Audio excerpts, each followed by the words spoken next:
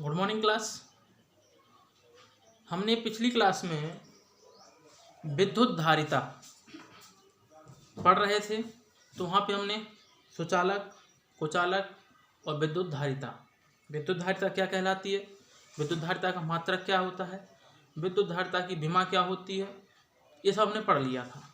अब आज हम लोग पढ़ते हैं किसी विलगित गोलीय चालक की धारिता।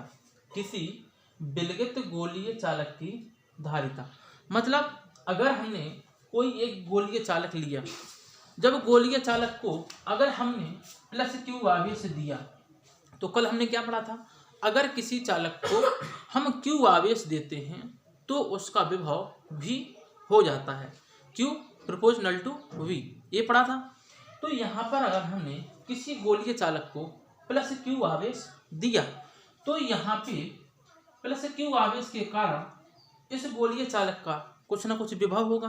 और विभव हम लोग पिछली क्लास में पढ़ चुके हैं कि V equal to 1/4πε0 Q upon R, ये हम लोग विभव का सूत्र पढ़ चुके। अब यहाँ पर जो गोलीय चालक है, तो गोलीय चालक की जो त्रिज्या है, जो गोलीय चालक की त्रिज्या है वो क्या है, A है। तो अगर हम गोलीय चालक की त्रिज्या A वाले गोलीय चालक को प्लस क्यू आवेश देते हैं तो इस गोलीय चालक पर एक विभव उत्पन्न होता है। जब विभव उत्पन्न होता है तो हम विभव का सूत्र जानते हैं, V बराबर 1/4πε0 Q अपॉन R। तो इस विभव में हम इसका विभव निकाल सकते, गोलीय चालक का V बराबर 1/4πε0 Q अपॉन, देखो R यहाँ पर क्या है, A है, R क्या है, A है, तो R की जगह पे हम क्या रख सकते, A रख सकते। लेकिन कल हम लोगों ने चालक की धारिता पढ़ी थी और हम लोग क्या पढ़ रहे हैं, गोलीय चालक की धारिता। ये तो हमने क्या निकाला, अभी विभव निकाला। तो गोलीय चालक की धारिता हमने क्या पढ़ा था कल, C equal to Q upon V।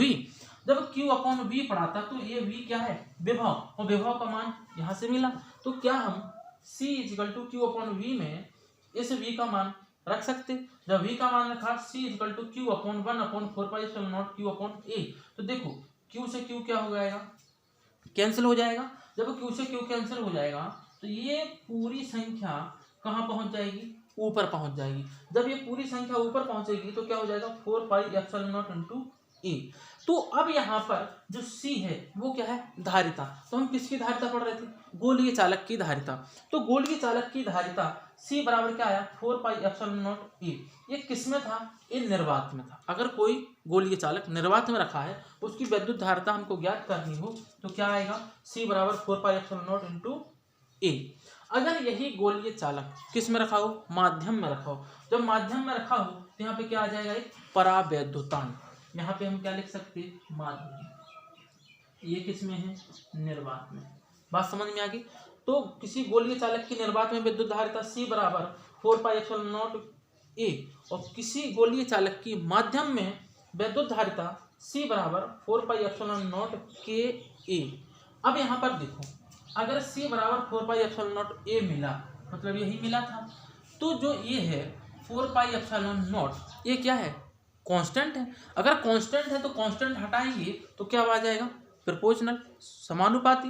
समानुपाती क्या होगा, A, और A जहाँ पर क्या है, गोलीय चालक की दूरी। जब गोलीय चालक की दूरी है या त्रिज्या है तो यहाँ पर हम क्या कह सकते, देखो C क्या है, धारिता, तो ये क्या है, गोलीय चालक की त्रिज्या या दूरी। तो अगर दूरी बढ़ेगी तो धारिता भी बढ़ेगी, और दूरी बढ़ेगी मतलब त्रिज्या बढ़ेगी तो भैया गोलीय चालक का आकार भी तो बढ़ेगा। तो अगर किसी गोलीय चालक का आकार बढ़ेगा तो वैद्युत धारिता भी बढ़ेगी। क्यों बढ़ेगी, क्योंकि C अनुक्रमानुपाती A। तो यहाँ पे क्या लिखा, आकार बढ़ेगा। आकार बढ़ेगा मतलब A बढ़ेगा। अगर त्रिज्या बढ़ेगी तो बेटा आकार तो बढ़ेगा ही, जब आकार बढ़ेगा तो वैद्युत धारिता भी क्या होगी, बढ़ेगी। अब बात आती है किस में, माध्यम में। तो C बराबर 4πε0 K इंटू A। तो यहाँ पर ये परावैद्युतांक भी किसके होगा, विद्युत धारिता के अनुक्रमानुपाती होगा।